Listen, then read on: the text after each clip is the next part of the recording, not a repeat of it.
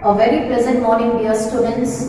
Hope you all healthy and ready to listen to this episode of This is Jordy's Farm. This is the farm belongs to Jordy. The title itself is saying something that this boy Jordy has possessed this animal, the farm, because he felt pity about him as he lost his due, the mother. Now let's come to page number 93 and we'll see what's gonna happen with the farm to Jordy, because Jordy was in search of farm in the middle of the forest and he had even avoided his uncle Mr. Melville because he doesn't like to have him with this boy, because if he come across this farm, the excitement must not be shared with anybody. Suppose if the farm is not found, that disappointment also shouldn't be shown to anyone. So his way of thinking regarding this farm is something different and something new. Okay, let's come to page number 93. His arms began to ache and he was forced to stop again. What did he do? He couldn't hold this farm, since the farm is a baby farm, but still he couldn't bear the weight of this farm for a long time, because since he was a boy and he was a near-aged boy, he cannot carry that much heavy weight on his arms. So his arms were started aching, paining, and he was forced to stop again. Again he had stopped. It was getting late evening. If it gets too late, both of his parents, Baxter as well as Penny, both will be getting worried about this boy Jordy, because since Jordy was a small little fellow, if he misses out there in the middle of the forest, it was such a great harm to him. When he walked on, the fawn followed him at once. So when he started walking, leaving that fawn on the ground, the fawn slowly standing on its feet. Still they are wobbling a bit, but though they were wobbling a bit, the baby fawn was started walking and following this boy. The fawn followed him at once. He allowed it to walk a little distance, then picked it up again. So he doesn't like to see the fawn is struggling a lot to walk. That's why once every time he was stopping somewhere and he is taking him into his arms and started walking. The distance home was nothing. Actually, the distance to his home is not that very far. He could have walked all day and into the night, carrying it and watching it follow. And he was slowly holding this fawn and started walking towards his house. He was wet with sweat, but a light breeze blew through the June morning. It was the June morning. The little breeze, cool breeze was touching his body, cooling him up. The sky was as clear as the spring water. How was the sky? It was as clear as the spring water. Okay, how's the rain water would be very, very clear. In the same way, the sky was very clear. See the comparison. Okay, the sky is compared to the rain water or the spring water and a blue china cup. Okay, as if the blue china cup is holding the clear water of the rain. In the same way, the sky was looking so bright and clear. It means there was no drizzling, there is no rain. He came to the clearing, that means he left the forest and he come to the plain. It was fresh and green after the night's rain. Last night it rained heavily, and after the rain how calm and quiet it would be, it was felt the same. And he had come to the clearing of that place. Clearing is nothing but the plain, but it is not the forest. It was fresh and green after the night's rain, and he fumbled with the latch and was finally obliged to set down the farm to manage it. He fumbled with the latch and was finally obliged. Okay, he was fumbling while he was walking with the latch and finally obliged to set down the farm to manage it. Then he had an idea. Suddenly, one idea flashed in his mind. He would walk into the house. Okay, he could walk into the house, into Penny's bedroom, with the fawn walking behind him. So at last he reached his home and he started getting into the house, and first of all he had gone into the bedroom of his father, Penny Smith, and the fawn barked and refused to climb them.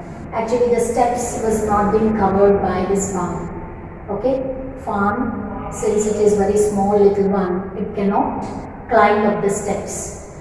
Okay, climbing steps has become little hurdle or difficult for him. Okay, barked in the sense unwilling to do something.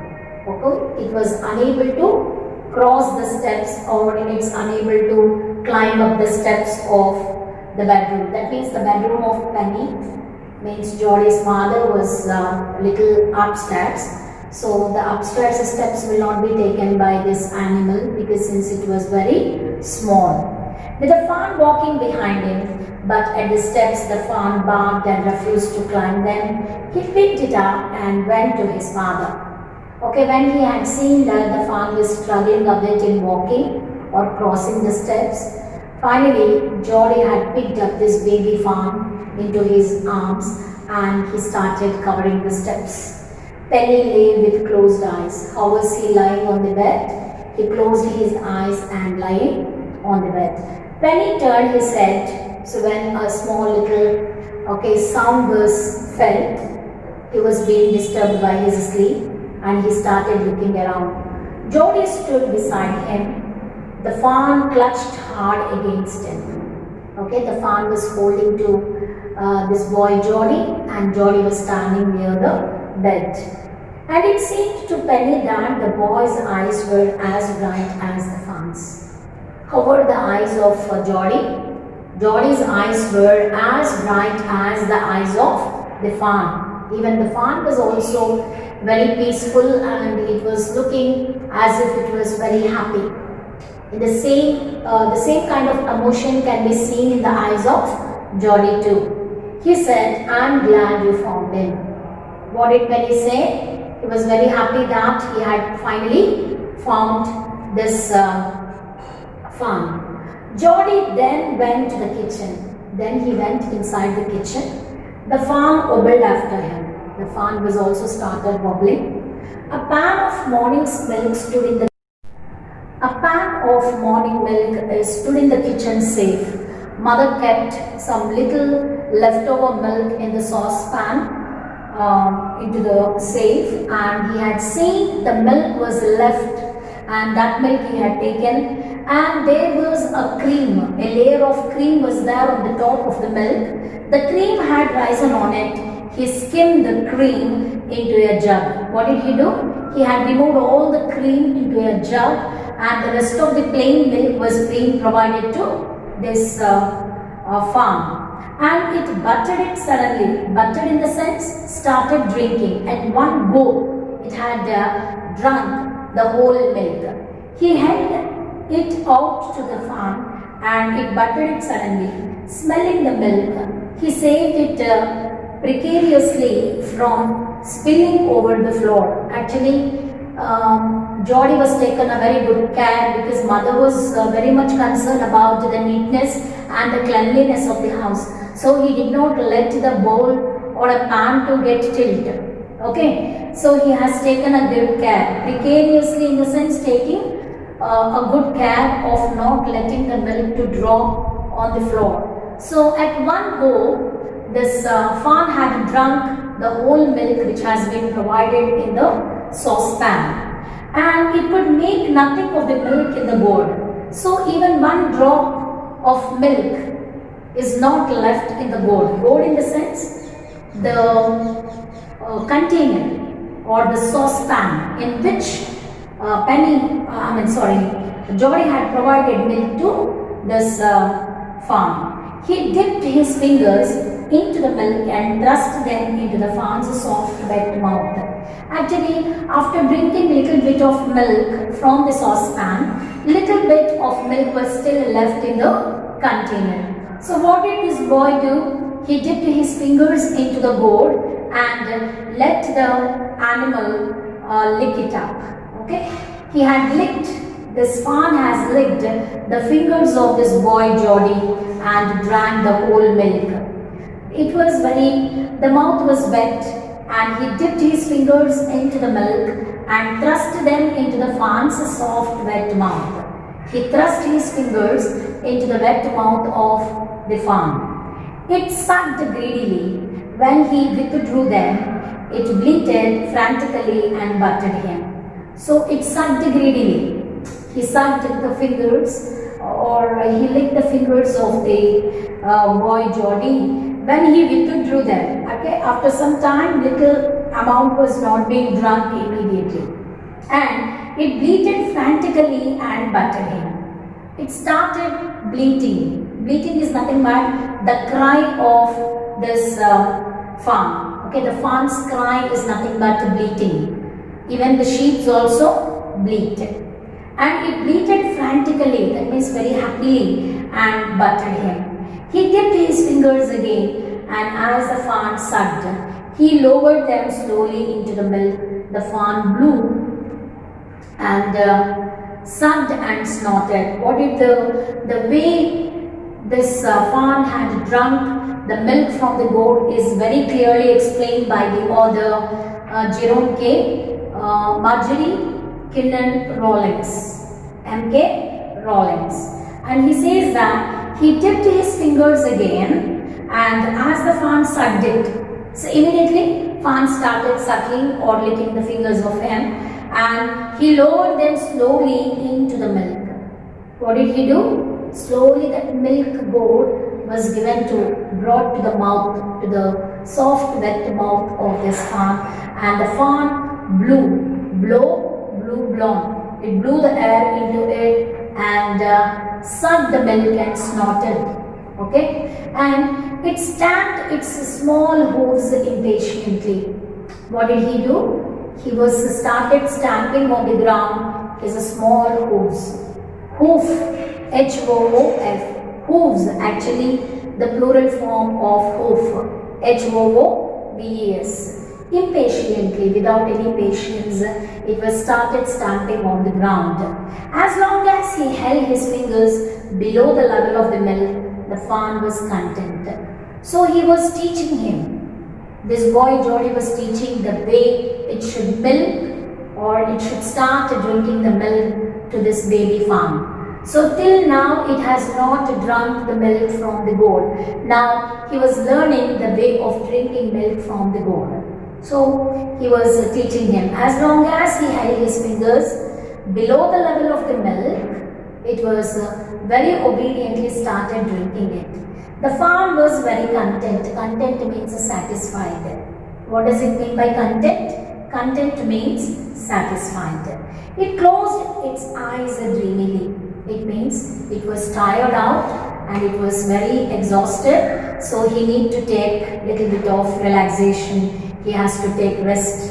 It was ecstasy to feel its tongue against his hand. It's a small tail flicked back and forth. It closed its eyes dreamily, and it was ecstasy to feel its tongue. It could feel its tongue against his hand. That means it started licking the fingers still of the Geordie. Its small tail started flicking side to side. It was moving back and forth. The last of the milk vanished. The last bit, the last little patch of milk on the board was completely disappeared. Vanished means disappeared in a swirl of foam and gurgling. A small little swirl of foam was formed. That means the line on which the gourd was consisting the milk. That means actually it was a cream milk, no? The line of that milk was there, or it was being seen on the wall of this gourd. So till then it was drunk up the whole milk. The swirl of foam and it started gurgling. So it had owned, okay? Geordie had owned his pet farm and he was very happy to have him with him, and he was permanently kept in his farm with him, and he says that that was his own farm. So here ends the lesson. So you need to write the notes by getting into this page number 94. There were some 4 questions. All 4 questions you need to write. You are not supposed to copy any comprehension questions or extra questions from a Learn CBSE app. You all need to go to Learn CBSE only, no Vedantu or any other app. I am telling you, and I am so stern in telling you, and I am guiding you through which app you need to go through is Learn CBSE. Only the 4 questions, textual questions, working with the text you must write. Before you copy the notes, you just write down all the meanings, vocabulary which is given in the pages. Some 4-5 lesson, then 4-5 pages of lesson we have completed already. There are 6 pages. On all 6 pages, whatever the words are given under glossary, you should write. Roman 1 is always glossary, Roman 2 is question and answers, and you do follow the instructions given by your teacher. And I request everyone to go through the textbook and try to understand the content. Okay, until we meet again, thank you, have a nice day. Bye children.